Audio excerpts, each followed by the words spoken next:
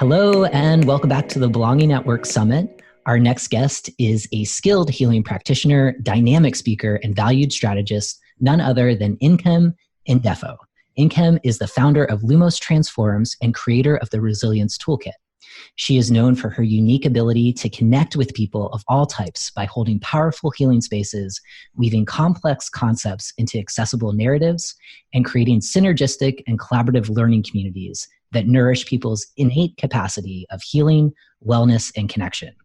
Informing her approach, she is a licensed registered nurse and nurse midwife, and she has extensive postgraduate training in complementary health modalities and emotional therapies. Now, for those of us leading diversity, equity, and inclusion commitments within our own organizations, we know all too well that our passion and dedication to this work takes significant amounts of emotional labor. If we overlook the importance of self-care strategies, we might not notice when burnout and overwhelm catch us off guard and can sometimes sabotage our efforts. And this is why I am so grateful for Nkem's generosity to share her knowledge and insights about how we can take better care of ourselves and, by extension, our teams, our organizations, and more broadly, our communities. So together, Nkem will share evidence-based and promising stress reduction practices that can help us all take better care of ourselves so that we can be better positioned to build healthier organizations and communities. So Nkem, welcome to the summit. I am super, super honored that you're here to join us and share your genius with our community. So can you kick us off in the conversation and just help us get a better understanding of some of the basic terminology that you use every day in your work, and just to help us understand why some of us may feel a little burned out and overwhelmed. And specifically, if you could help us understand the differences between chronic stress and trauma and where resilience comes into play with the work that you do. So thank you for the lovely introduction and welcome, warm welcome. Yeah. In most conversations, I actually don't bring up trauma too frequently because most of us are just doing the best we can and are quite overwhelmed. And if there's stories we have to tell ourselves about what we've endured, and most of us really don't have the capacity at the current moment to admit the depths of things that we've faced. So I usually leave trauma to a later conversation, and I really talk about stress more frequently because people can relate and talk about stress. Yeah. And stress isn't inherently bad. If you didn't have a little stress, you'd be dead. It's what helps you get up and motivates you. I think that knowing the difference between what's good stress, right? Things that are exciting, like getting married is a stressful event, but it's a good event. It's something that you have to mobilize some resources for, but it has a positive framing around it. And when we think about negative stress, it has a negative framing. And if it's tolerable, it's within your capacity, it actually causes growth. Right? So you go to the gym, what do? You lift a weight within your within your capacity, and that stress on that muscle causes growth, right? Yeah. But if you lift too much, you're going to have an injury, and that's when it goes from tolerable to distress. So understanding what is your tolerance level or your window of tolerance and how that might change depending on how well resourced you are at any given moment, based on your history, environment, what's going on. And so being able to recognize if you live outside of your window of tolerance for too long, it causes wear and tear. And that's really what we call chronic stress. And it has a host of problems from physical, emotional, mental, social, in every way. In fact, there's ample research that 70 to 90% of all doctor's visits are due in part or all due to stress. So it's huge in terms of a root cause of problems. So I best the analogy is a Goldilocks effect, right? Yeah. Too little stress, you'll never grow. There's nothing, right? Too much stress, it'll overwhelm you. It will cause that wear and tear. So that just right, not too hard, not too soft, that Goldilocks stress effect. And then we feel like we're challenged and we're excited, we're not bored, and we can do it and we're growing. And that's the perfect amount. So chronic stress is too much. When you get to trauma, you're looking at something that really is too much, too much. Mm-hmm. It's a sense of being overwhelmed, and we think of it acutely with things like rape and robbery and car accidents. But there's also the slow grind. Mm-hmm. The slow grind of living in systems of multiple oppressions, the slow grind of microaggressions and macroaggressions, the constant emphasis on production and working and never resting. And it's almost as if that wear and tear, that chronic stress can predispose us to really being in a traumatic overwhelm. And I think while the single incident trauma is common, that overwhelm trauma is probably more common and the norm in North American culture. And there's a variety of different responses people have to trauma. One of the common ones is to shut down and become apathetic and not care. And it's not because you don't care, it's because you actually cared so much you couldn't take it. And the body just shut down to protect you. Yeah. And so that's a burnout. So you asked about burnout. That's often a burnout. I consider burnout is really a trauma response. And it's usually a systems, a sense of helplessness and hopelessness. Nothing I do matters. It's bigger than me. I'm overwhelmed. Why bother? And a disengagement and a shutdown. And it's literally a physiologic shutdown. It's not just, this kind of thing. Does that help? Lay a little bit of landscape? That absolutely helps. And I love the description of the Goldilocks piece. We'll get into how do we know, like, where our threshold is of the good stress before it becomes the bad stress, and too much where it can lead to trauma with that grind. I think that's really helpful for framing.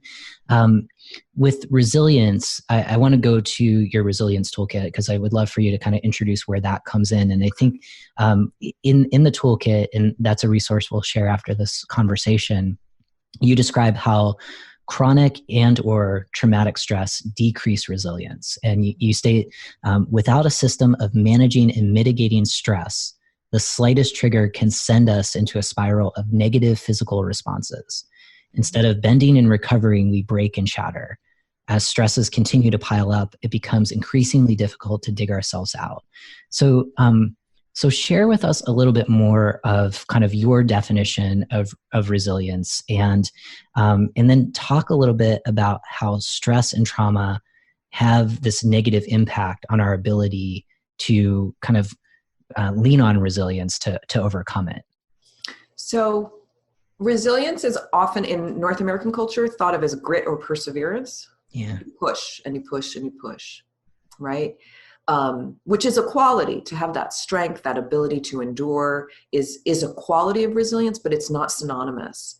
Because as I said, like, if you're always living outside of your window of tolerance, which means you're always pushing, it decreases your resilience, because physiologically your body can we're humans, we're not robots.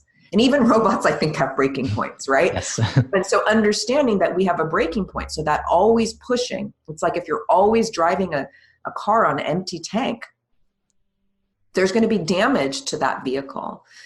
And so that's this idea of, if you sourcing your life through endurance, that's the source of your energy, it's a problem. It's really a problem if that's the only source. So I like to add this idea of the bounce back or flexibility.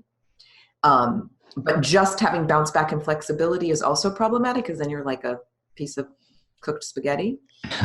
So it's this combination that is like a stretchy steel, is my analogy that I use. So it's being flexible and strong, and knowing when, there's one big hallmark of resilience, which is the ability to switch strategies, right? So to know when is a situation unchangeable, like truly unchangeable, right? And then I either have to adjust how I'm reacting to the situation, or I have to leave the situation, right? Yeah. Right? Yeah. And when is a situation changeable? And when can I start working to change it? And that knowledge and that ability to flip back and forth between the two is a big marker of resilience. So the kind of resilience that I'm looking at helping people develop is that sort of stretchy steel, flexible but strong, So the ability to bounce back is often what it's called, but I like to take it a bit further and say, often we weren't in great places to start with, whether that's individually or organizationally. So bouncing back is like, do I really want to just be where I started at the starting line, or do I want to bounce forward? Yeah. So this idea of bouncing forward, which may in a sense of trauma be called post-traumatic growth. So what did I learn? What were the skills? What was the wisdom? What was something I learned about myself or my capacities that I can now carry forward, right? Yeah. And then the ultimate goal of resilience that I aspire to, it's like my North Star, is I was calling it transformative resilience until I got a cease and desist that somebody had trademarked that. So I haven't thought of a replacement term. All terms accepted, please send them in. Yes. But is this transformative resilience, not using the term, is this idea is not only have we bounced forward, but at this point, I want to look back and see those systems or instances of adversity that had negatively affected me. And I have so much bounce forward that I can now work on changing the systems of adversity that negatively impacted me in the first place. And so this might be, a survivor of gun violence, right? Who's done incredible healing and now is an advocate. Yeah. Right? So they're working on the systems that got them there in the first place. And that North Star is, it's not content that we personally bounce back. And I think DEI work is huge in that way, because when you're doing DEI work, typically you've been on the receiving end of those systems, right? Yes. And so not only it's about doing your own healing work, and that's super important. If you haven't done your own healing work around the systems of adversity that you've experienced and how they personally impacted you, every time you're engaging, you're probably being re-triggered and re-traumatized. So that's one thing, right? Yeah. And so sometimes people will move very quickly to be doing advocacy work before they've done their healing work, and they're more prone to being, again, re-traumatized or burned out because there's these triggers happening all the time, as opposed to someone who's done a huge amount of healing work and then engages this in a way, in a very different way, where it's more transformative and less re-experiencing. Does that make sense there? Yeah, that makes perfect sense. And I think that's a really important segue to go into this kind of personal healing that needs to be done before we have our grand visions of how we heal the organizations or the systems that we work in.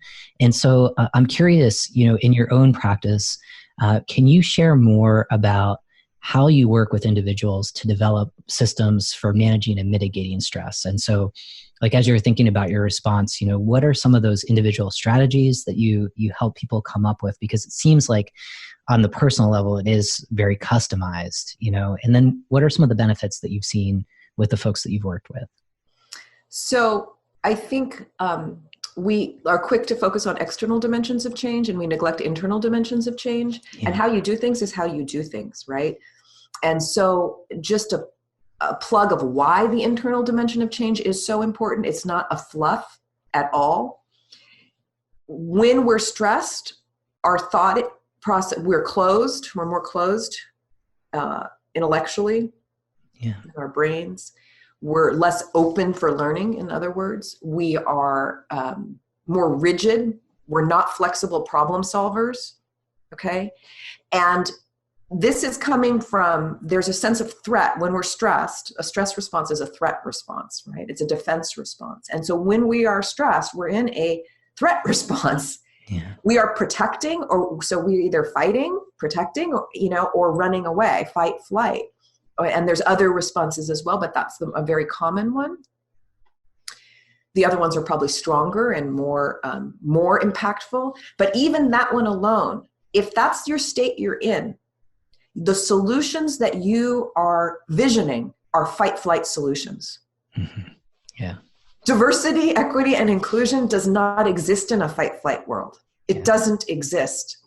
Literally, on a biological level, when we are in that state, our nervous system retunes our hearing away from the range of the human voice and towards danger sounds in the environment. So we literally can't hear each other. That is not how you do culture change. right? And so without having that embodied within you, your ability to access that deeply flexible, connected, vital, human, compassionate place, not from a studied, academic or intellectual, but from a truly embodied and felt sense. That's where we vision those solutions of the places we want. That's where we envision that sense of collectivism and inclusion and all of these things, right? Yeah. So that's the why. I think the ability to, the biggest thing is we have to know where we are. We have to develop a self-awareness of how do you know when you're stressed, and how stressed are you, and how do you know when you're relaxed? I often ask people, how do they know when they're relaxed? And they have a very hard time answering that question. Yeah. If you don't know when you're relaxed, how do you know if any of your self-care even works? Huh. Right? Really. And that's the thing. One of the things when in developing the resilience toolkit was I realized this question isn't asked. There's a million things out there about, hey, manage your stress, do this, do that. And I haven't heard the question, how do you know this works for you?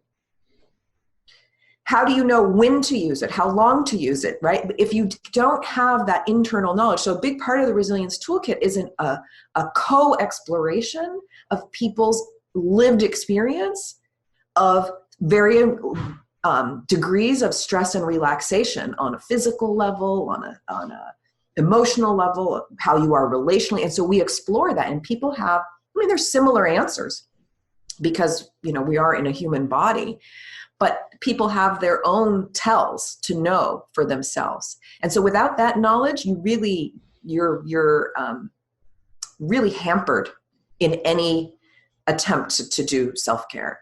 And so that's the premise of the resilience toolkit, is to start to appraise that for yourself, but then also ask the second question, perhaps your reaction, again, stress can be adaptive. Often it is. So if it's adaptive, if your level of stress is adaptive for your current situation, there's nothing to do. You don't need to lower it. It's working for you. Yeah. The problem is if you're in what we call mismatch. And so the resilience toolkit is talking about teaching people how to recognize mismatch with what's going on around them. That you're carrying something from the past, you're overreacting or underreacting. And then how to select from a suite of mindfulness and movement tools and practices to bring your stress into alignment with your environment. You always want to be just as matched as possible so that you're accessing, better physiology, better connectivity, better creativity, the more settled we are. And different things work for different people. And so this sort of generic, like everybody should do this. Mm-hmm. And I think a lot of insight meditation is very common right now. And a lot of people who carry a high charge, a lot of stress or a lot of even trauma, you ask them to sit quietly and reflect inwardly. And it's like, whoa, there's too much in there. And people say, well, just keep sitting. And the truth of the matter is people typically need relief in real time, in the moment, not 2 months of practice in. Yeah. And so I'm very interested in real-time tools that can be used in 15 seconds, 30 seconds, really. And I just did a training last week for Los Angeles Police Department officers, right? You can't say, okay, go on a retreat right now and then come back. Real-time tools that will prevent them from being overreactive and really dangerous outcomes that didn't need to happen because they couldn't de-escalate. Right? So that's a very extreme example, but I think we can all relate in places where we couldn't de-escalate. Yeah. And I'm really grateful that you mentioned that there's not this kind of cookie cutter approach of everyone sit down on a cushion and meditate for 30 minutes. And, I've been reading more about PTSD and folks who are navigating that and how mindfulness practices like meditation are, as you said, not super helpful in trying to start. Yeah. You say and there's different kinds, walking, there's all different kinds and what works now might not work in a little bit, and what work, and vice versa. So it's as you explore what works for you and what doesn't, you learn more about yourself. Mm-hmm. For the folks that you've worked with who are doing some kind of culture change work in organizations, and I realize everyone is different. Are there some strategies that you've seen that have been helpful, just to, one, to help people answer the question of when do you feel relaxed? And then from there, kind of choose your own adventure of this kind of mindfulness or movement modalities that people can use. Have you seen a trend with folks doing culture change work of things that work really well for them? No, I would say okay. no. Yeah. No more than different. anyone else. Yes. Some folks can be a little heady. They're a little bit in their heads. Yeah. And remember, stress doesn't happen in your head. It happens it's a whole body experience. And we can either befriend our bodies or not, but they will do what they do, and they will hijack the most well thought out anything. Yeah. So, at your own peril, ignore it. Yeah. Yeah. And I think, one thing that I think everyone who's watching this right now can do is maybe pause this conversation at some point and write down, when you feel relaxed, like reflect on that, think about that. I think it's such a good question. And you're right. How often do we have the luxury just to kind of define what relaxation means to us? Right. And maybe that can push us out of feel like in your body. What does it feel like? What does it feel like in your mind? And often I can tell I've asked that question in groups and just waited for 2 minutes. Yeah. No answer. Or people will say, oh, when I'm sleeping, I'm I'm not interested in the activity you're doing. Or when I'm at the beach or I'm on vacation, I'm not interested in the activity. I want to know, how does it feel? What's the lived experience? Yeah. Right? Yeah. And that's just, something most people's self-care, overwhelmingly what I see, and I'm out there, I work cross-sector, I work in a lot of different communities. I like testing ideas and learning from folks and collaborating. For a lot of folks, what self-care is disconnection. Actually, it's checking out and zoning out. And I call it like the pause button on a remote. You pause it, you click it back, and you're exactly where you started. It didn't move the needle on the dial at all. Yeah. So it's not, there's a difference between resting and recovery. Yeah. Yeah. I think that's really important, because it goes back to the bounce forward theory that you have, where you're here now, you want to engage in these strategies. And then when you've recovered, you're in a better place, right? Rather than you're in the same place. Is that kind of a good summary? Exactly. Okay. No, that's it. And what happens when you do that over and over again? Where does the creativity comes back, and the it's kind of amazing that we're humans. I was saying this yesterday. I was facilitating for a group of organizers for a large healthcare union here and in the LA area. And, we were talking about that we're humans and we're naturally meant to connect and care for one another. That's our biology. So if we're not, typically something has pushed off our biology, and it's often stress. And so rather than forcing people into connection, forcing them into compassion, which doesn't work, that's the energy of compliance, does not work. Yeah. Right? Forcing people to trust each other, also impossible. Trust is not a peer, it's a here job, right? Safety, it's a here job. Yeah. And those things actually come naturally. I think if you address stress, those things come naturally. So a lot of I was talking about, when you do culture change, it's about that change readiness piece, right? Yeah. And change readiness is inevitably in organizational work, personal healing work, it is overlooked and it is rushed to the detriment of any change effort. Yeah. Right? If you really spend the time and tend that soil, and people really work on that safety and that trust, people become interested in collaboration and change as a natural function of being more relaxed. Yeah. This is okay. So this is all, I'm just taking this in myself, all really good things. And I'm still thinking about when do I feel relaxed, and kind of this, so awesome question there. I want to go to talking more about organizational healing. And in your extended bio, you share that earlier in your career, You provided community health education to distressed populations, including IV drug users and youth in foster care. And clearly that's influenced your work as a healer. And so having worked in child welfare myself, I understand how trauma and secondary trauma become baked into the fabric of these workplaces. And so how does your toolkit and how does your approach overall help with mitigating organizational and systematic trauma? So we remember organizations are made of people. Yep. Right? And so while we say, oh, we have to hold the system accountable, the system needs to change. Well, who is the system? Who's going to change the system? Yep. People. Right? It's people. Yep. And so I am I feel like there is this bi-directional healing process that happens. And it's how we get sick, and it's, and I mean, we, like, individually and, organizationally, families, it goes back and forth between the individual and the collective. And so when individuals learn how to settle their systems and be more relational in a humane kind of way, not because they're forced to, but because they actually genuinely feel it, right? They will vision new policies, new procedures, new ways of doing that expand and help hold that sense of humanness.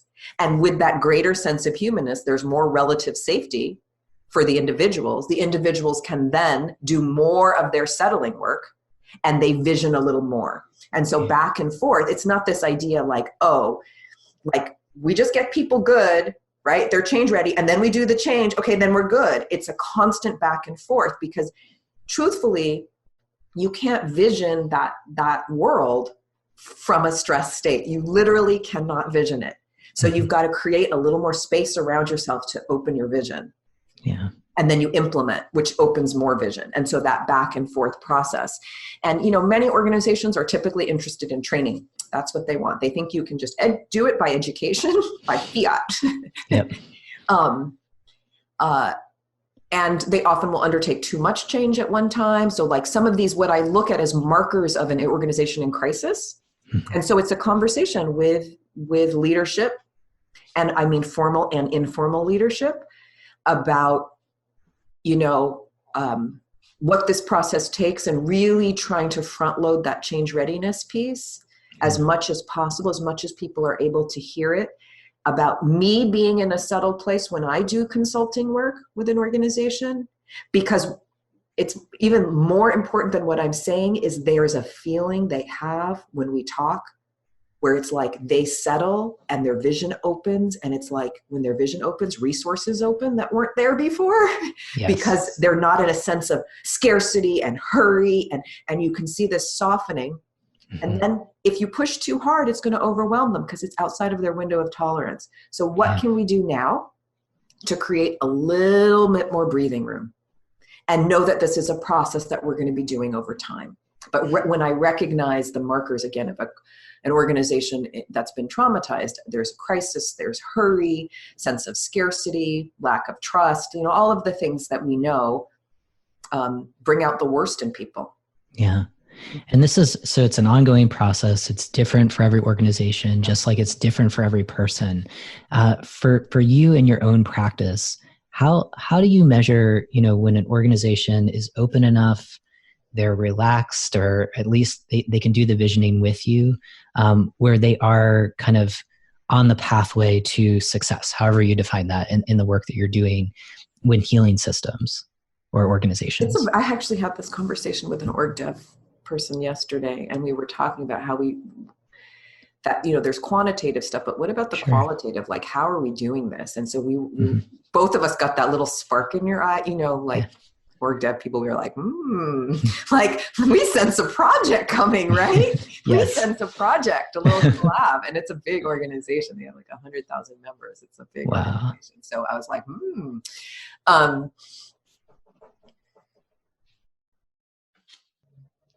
my sense is,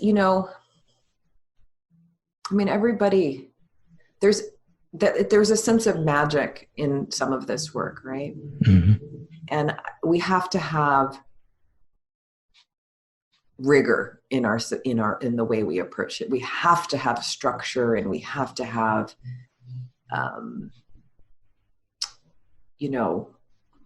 like ways of working that are explicit and well identified. And then we have to make room for a little bit of magic, right? And that's some stuff that's just not quantifiable, and that's some stuff that, that happens in those spaces, because we're dealing with living systems, right? Yeah. And so I don't know. And to answer your question, I don't know. It's an evolving thing. I actually love evaluation. I really love evaluation because it teaches me so much. Knowing it helps me sharpen out my goals, right? To do goal setting and evaluation are, they're twin flames. Yeah. And so by doing one, it helps sharpen the other. So I have a certification program for the Resilience Toolkit, and we were just sharpening up. We're 2 years in. Yeah. And so we're just sharpening up the entire certification objectives, because we realized that there's been a little drift in a very positive way of things that we're seeing and incorporating. We're like, our original objectives aren't matched. And it was just so exciting to get in there and really, but that's because we've been constantly evaluating through every cohort, in multiple different ways. So, qualitative, quantitative, oral feedback. And then when people are out doing the work, we're continuing to do qualitative and quantitative surveys about what is working, what are they finding. And so to take that back in and then massage your goals. So, when organizations are doing culture change, we know when we can feel, there's that feeling like, here's an opening, right? It's a visceral, here's an opening.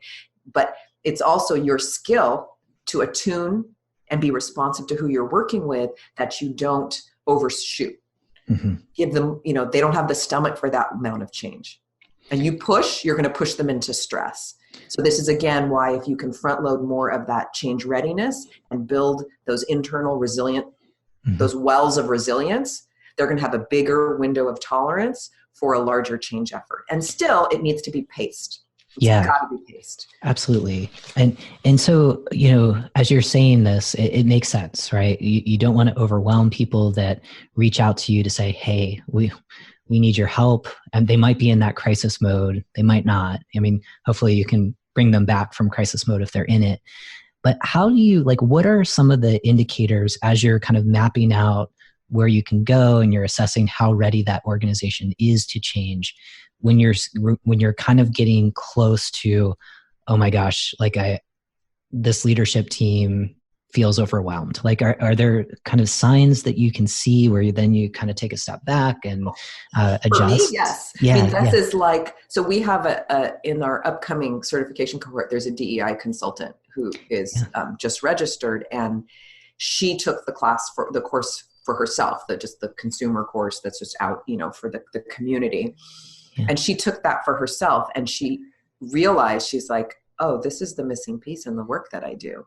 Because becoming certified teaches you how to track other people. First, you learn how to track your stress, your own stress and relaxation, to a much more nuanced level. Yeah. Right. And then knowing all the supporting science and theory behind that, and then being able to translate that to be able to do that with individuals. So you're able to track when people's stress is up and down. Yep. Right. Yeah. And then being able to do that in groups in the certification. So can I do this in small groups? Can I track what's the energy of this group? Can I feel the contraction? And to know, right? And we're real big fans on working collaboratively. It's a trauma-informed process and program. And one of the big principles of being trauma-informed or resilience-informed is collaboration and mutuality. And so it's being in dialogue. So as you do, you observe it, but as you're in dialogue, you help grow their self-awareness of their own capacity. So it's a little bit of a fractal, right? You do it for yourself, then you're able to do it for others. And as you do it, not for others, with others. And as you do it with others, their capacity grows to do it for themselves. Yeah. So I think that's, the skill. And also, what I've seen is, I do a lot of public speaking, right? Yeah. And a lot of speaking on trauma, particularly in social welfare or in healthcare and different areas. And a lot of times you'll go to a talk on trauma or something that's very heavy, maybe it's an implicit bias training, something, and people just walk out and they feel like pummeled, just pummeled because it's just like boom, boom, boom. So you have a speaker who doesn't know how to read the stress levels of the audience, of their group, and doesn't know how to pace the material. So basically you presented great material, but you've overwhelmed people and they've shut down. So the benefit of knowing how to pace and when to activate and when to settle and when to take a breath yourself. So you have to have, if you don't have it within you, it's very difficult to do it externally. Not to say it's impossible, but it's very difficult. And so the way we've designed the certification program is you have to do your own work, your own practice throughout, and as a journaling, self-reflective process. And so as you're learning theory, you're experiencing it within yourself and seeing it in your cohort as well. Yeah. So it really, it's a gift, right? To be able to track that because you're responsive. Remember, the nervous system and that defense response is unconscious and so fast that it cannot be controlled. Yeah. In a sense, if you're in danger, if your body senses danger, it will turn that on, right? And so you can learn to work with it or ignore it at your peril. And so if you know it in yourself, I was teaching these organizers yesterday saying, if you're in stress, your body is literally sending danger signals to everyone around you. And you want people to trust you? Your body is literally sending don't trust, don't trust, don't trust messages.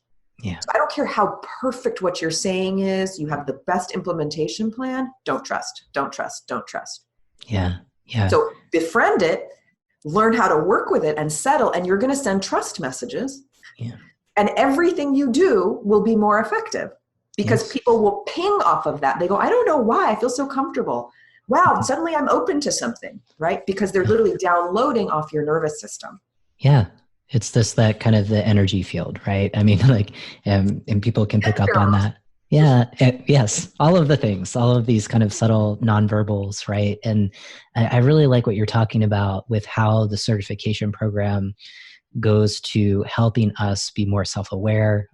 That's a trait of inclusive leadership, and how if we can work on ourselves, we're more ready then to work with others on our team to kind of make an organization or a system better. And so this, what you're talking about is the Changemaker Development Program through the Resilience Toolkit Facilitator Certification Program, right? And so is that can you just talk a little bit more about who it's for? And because you've been alluding to it, so I want to give you that opportunity to share that. Yeah. Really all kinds of people have come through, from yoga teachers to, I didn't really design it for therapists, that was not in my mind, but therapists, because I guess when psychologists all the way to, social workers who really aren't taught this, like how to regulate, how to build resilience. They're working more with mental constructs and emotional constructs. And again, because of the primacy of the stress response actually informs your emotions and informs your thoughts much more than vice versa. Yeah. So if you want to get to the deepest, spot, that's it. And so who else has come through? Nurses, coaches, like physical personal trainers, teachers, educators, administrators, consultants, all different kinds of folks. Yeah. And some of them it's just, I want to have this deeper knowledge for myself and incorporate it into how I'm already working. Mm-hmm. Some people, a couple researchers have come through because they actually want to be able to research it. Yeah.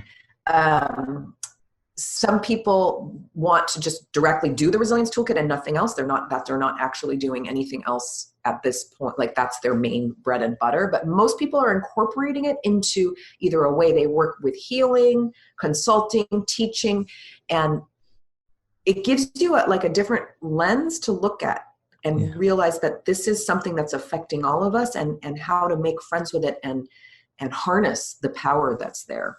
Yeah. So, I mean, like I said, I do a lot of public speaking, and it's made a really big difference in how I approach the work that I do. Yeah, I think it's such a wonderful resource. So of course we'll share that after the conversation today. And it's something that I'm personally am looking into, because I think it can be so helpful in this work in particular. Knowing that there are thousands of professionals watching this right now, our conversation, what might be your top 3 to 5 actions you would encourage them to take right now just to start to amplify their own self-care strategies? One is ask that question. How do you know your stuff, whatever you're doing for self-care is working for you? Yeah. Is it really taking you to a relaxed place? So that second question, how do I know when I'm relaxed? Those two are probably the most important to ask. And then from that, what do you do with it? Like once you're clear on, okay, I do more of the things that are settling you. Yes. Unless you have a lot of time. I don't know who you are, but if you have a lot of time and you can just kind of like, and then do some stuff that's really effective, great. Yes. Good for you. Yes. And if you realize you can't really answer those questions, right? Yeah. You know, what is it, that journey of self-discovery to be able to, do you need more time just to reflect? And do you need to carve out some more self-reflective time? Do you need a guide to help you? Mm-hmm. Is it meditation? Is it you want to take the resilience toolkit? Is it therapy? Is it, do you have a religious or spiritual teacher that you want to, I don't know what it is, or their friends that you can reflect with. A woman recently in some group I was facilitating said that she sits with her cousin and they do a deeper dive thing where they talk and they do this kind of thing with each other that help each other self-reflect. Yeah. Yeah. Right. Because there's no one way to get there. Right. Right. And I think just don't forget, don't forget your body. Yes. You all are smart. You have lots of education. I'm sure like your resume, your CVs are long and juicy, but we don't just live in our heads. Yes. Bring your body along. Yes. I was listening to every now and then a podcast on being Krista Tippett. Mm-hmm. And this one was, I forget who the interview was, and I listened to half of it and I had to turn it off because I had to really think about it, but it was about on the erotic. And in the sense of the erotic, not just sexual, but it's this sense of vitality. And it was, the woman being interviewed was a child of Holocaust survivors. And she said, when it comes to trauma, there are those that didn't die and there are those that are living. Yeah. And I think the grind of where we are in this culture, you could say the same thing, the traumatic grind. There are those of us who have not died, and there are those of us who are living. And if you don't know how to settle your system, you're in the not died group. You didn't die yet. Yeah. That's not aspirational. I'm great that your trauma didn't kill you, but aspirational is, can I live? And so that sense of vitality that comes from not just resting, but restoring, recovering, right? And then what we can build from that. Yes. And have fun, play. Yes. Yes. This is so good. I want to keep talking with you, and we're nearing the end of the conversation. So for the folks that are watching right now, what's maybe one other thing about self-care or organizational care that we haven't yet covered, that the audience may not know, that you want to definitely make sure that they do know? The difference between self-care and self-indulgence. Yeah. Yeah. Say more, please. It's like when you've had a really long day and you come home and you're like, I deserve it. And you either just crack out the wine, whatever the drink or the chocolate or whatever it is, and you just skip dinner and you just go to, I deserve it. Yep. And you know what? You do deserve it. But the question is does that deeply feed you? Does it deeply feed you? Because next day it's a hangover, stomach ache, whatever, it didn't deeply feed you. So while it's important that we treat ourselves and we really celebrate ourselves and nurture ourselves in that way, we have to look at also what, that self-care isn't always, fluffy and, wine and chocolate kind of thing. And so just be aware if, self-indulgence. And so often like organizations will do like, we're going to do a retreat. We're going to have massages come in, right? Mm-hmm. It's a party for everybody. I don't know. They do this stuff. And I'm like, you're treating folks, but are you deeply nourishing them? Right. Right. So organizationally, individually, just be aware. I don't think self-indulgence is bad, but just don't confuse it with self-care. This is deep. I mean, I really appreciate just it seems basic, but it's not, because we're not doing it, right? Getting really clear for us, when do we know that we're relaxed, and kind of being clear on those self-care strategies that are working, that deeply feed us, that are truly self-care and are not indulgent, right? Or allowing us just to check out and kind of hit pause and then resume exactly where we are. We want to bounce forward. And I really love how you frame the conversation. And so Nkem, I certainly will be looking into all of the good work that you're doing. Where can our participants find you? What's the one best place online where they can learn more about your work? Probably. So we have the resiliencetoolkit.co, not com. I thought we have a better use for $5,000 than to add an M. Yes. And that really talks about the modality. My organization is Lumos Transforms. We're currently, new website should be coming up pretty soon, because that really shows the depth of what we do. Because the Resilience Toolkit is just one of our projects. We've got lots of stuff cooking. Yeah. So you can follow us on Lumos Transforms on all the socials. We're there. And then, my little complaints at 2 a.m. on Twitter, on my personal Twitter. Yeah. Not too much 2 a.m. It's just jet lag 2 a.m. Yeah. Yeah. Well, 2 a.m. it's 9 a.m. somewhere else in the world, so that's always good. Yeah. The last place I was. Yes, exactly. Well, this has been great. I really appreciate your time. And for everyone tuning in right now, thank you so much for joining the conversation. Please don't forget that if you want more time with this talk in particular, if you'd like additional resources, learning more about the Resiliency Toolkit so that you can do your work better, or if you'd like to join our community calls after the summit, you can check out all of those options for getting extended access to these sessions and more by using the link below. And for every purchase that you make, it helps me pay for amazing speakers like Nkem, and for the generosity and wisdom and labor that they're providing to grow our belonging movement. So thanks again, and thank you, Nkem, for being today's featured belonging champion. Really appreciate your time. Thank you so much. Yeah.